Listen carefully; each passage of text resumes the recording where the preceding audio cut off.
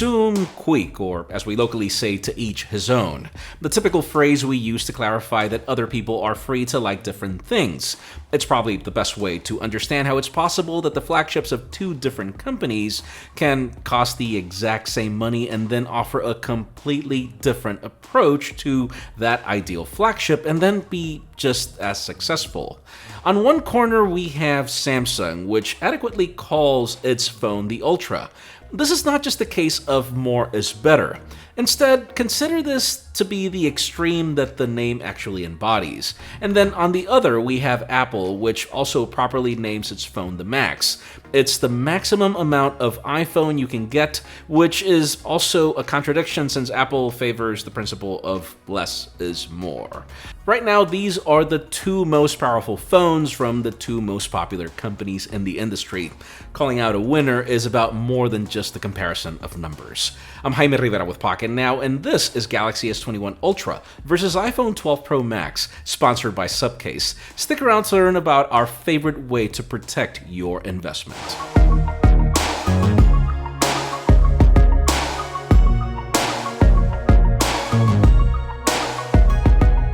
It's funny how I always feel the need to clarify that this is not a comparison between Android and iOS.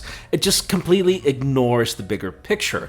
We're talking about different capabilities, features, and even ecosystem, where to each its own.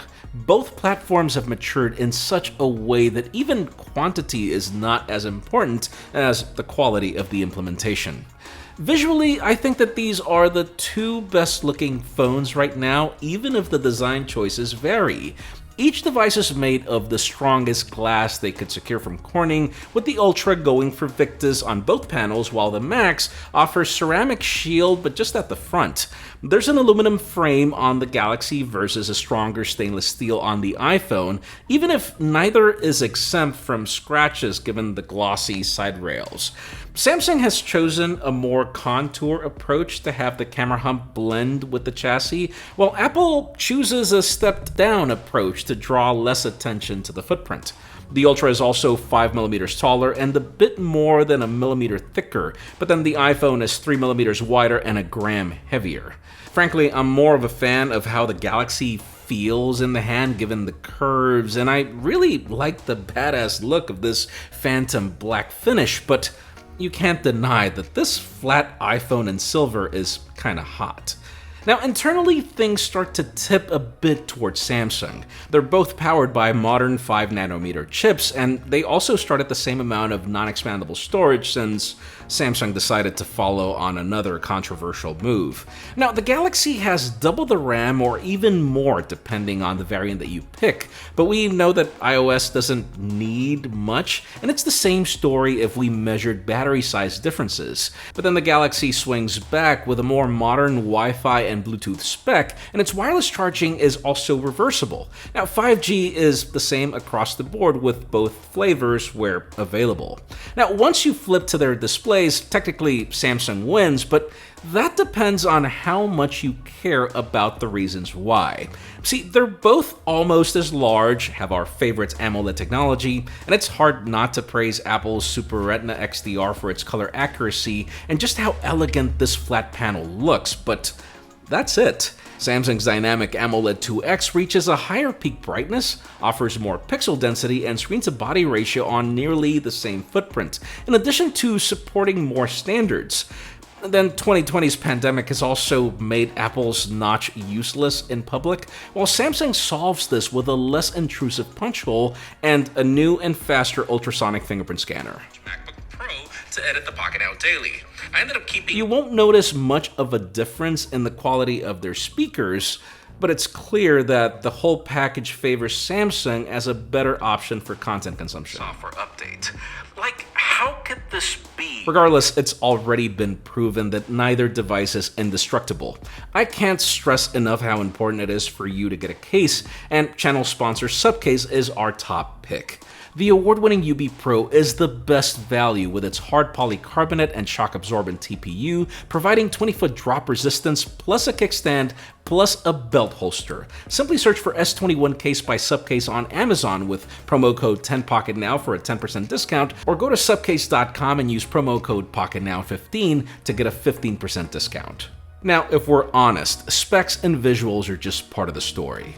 At this price, for most people, it's either a question of how much of a status symbol a product is, which both devices check, or which one is more capable.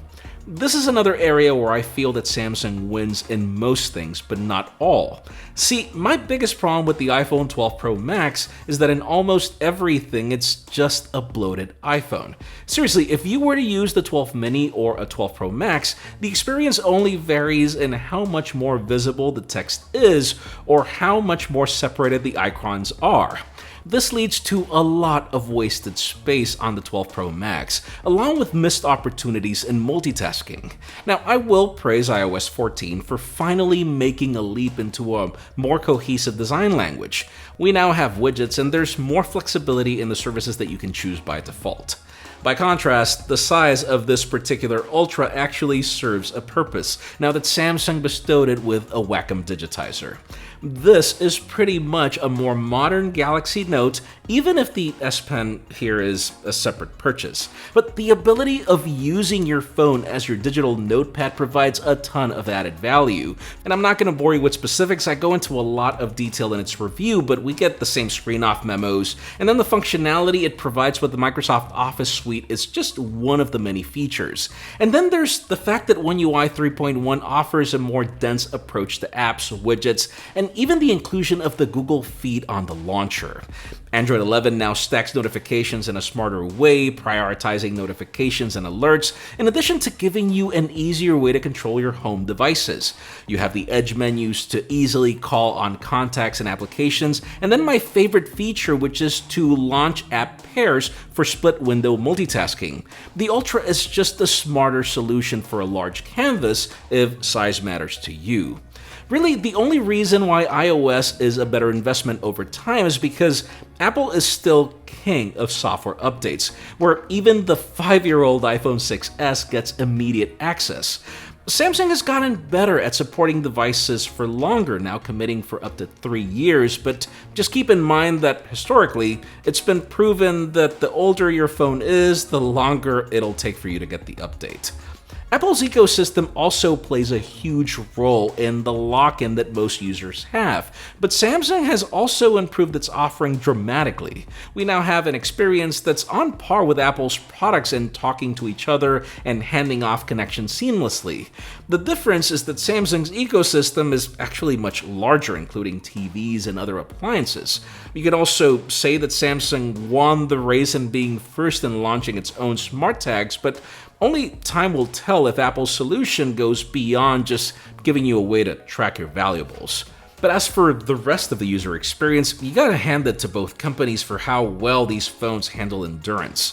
I'd say the Ultra can last a bit longer, but that doesn't mean that both can't go beyond the day of constant use, and this is all while connected to Verizon's 5G network. What's left to discuss is cameras, but here's where numbers can be deceiving. Yes, the Max innovates with IBIS and offers a better primary camera than the other iPhones, but if you do the math, the sensor is more of a match with the S21 Plus. The Ultra takes cameras so far beyond what the iPhone can do that it's hard to even compare them. But the question is if the results speak as highly as those numbers. While outdoors, I tend to drift more to the iPhone's photos because of the balance and dynamic range, where the Galaxy tends to be a bit brighter, even if it still preserves the detail. But yeah, once you punch into 10x, the Galaxy just slays the iPhone. I don't use zoom photography all the time, but the Ultra just makes that so compelling, given how much detail it can provide up to 30x digital. Though yeah, forget about the 100x here too. As for the iPhone, just stick to 2.5 and you'll be fine. While indoors and when doing close-ups, the opposite happens mostly, with the Galaxy providing better dynamic range, though bokeh seems to be a very close call even with the sensor differences. And yes, RAW photography is available on both for extra flexibility in post. At night, I'm gonna drift to prefer the Galaxy because it handles lens reflections better. I'm not a fan of how either phone performs on anything other than the primary, but clearly Samsung's hardware is doing a superior job. Now, selfies are a mixed bag, where I prefer the detail on the Galaxy so long as you don't have too much light, and I also like its crop for portraits, but then Apple's Deep Fusion can really balance photos better in most scenarios. All this being said, in video, I hate to say this, but the iPhone still wins. Through the primaries, both do a comparable job in stabilization, and the Galaxy's video is good, but the iPhone's dynamic range is just too good. It handles shadows and highlights far better, which results in far less grain being shown. I'd say it's a closer call if we measured selfie video, with the Galaxy going closer in brightness, but not enough to hide the grain it's showing, while the iPhone adapts to lighting in ways that's really hard for others to still compete today. To conclude, I think it's easy to see which phone came out on top. Samsung wins the hardware. It provides a ton of added functionality in the software, and in everything but video, it also owns the camera department. Now, maybe what's interesting to consider is that it won, but not by much. For example, even with the added camera hardware on the Ultra, the iPhone's results were comparable in everything but zoom photography. Even if Samsung's display is superior in features, unless you care about 120Hz or the stylus, the rest is pretty much on par. And then even if Android has a denser user interface, iOS 14 is seriously making flexibility a close call between them. So if both of them last all day, have the latest 5G, lack the same accessories in the box, and then are priced the same, really the rest is Suum Cuique, or as we say, a matter of taste. If it were up to me to choose only one, I'd pick the Galaxy S21 Ultra. It's such a great phone in everything that matters, and what I would consider to be the better value. But that said, I wouldn't blame you if you picked the iPhone 12 Pro Max. I mean, hey, I carry two phones and the Max is the other. I feel that both companies have stopped drinking their own Kool-Aid so much that they're finally listening to consumers and upgrading their flagships where it counts. So it's really not difficult to recommend both, even if the Galaxy would be the winner for me. Let us know which one would you pick in the comments down below, and while you're at it, follow us on social media, subscribe to our channel for more videos like this one. You can also follow me on my personal handles to see me make peace with carrying two phablets in my pocket now. Please give this video a thumbs up if you like what you saw. I'm Jaime Rivera, thanks so much for watching. We'll see you on the next one.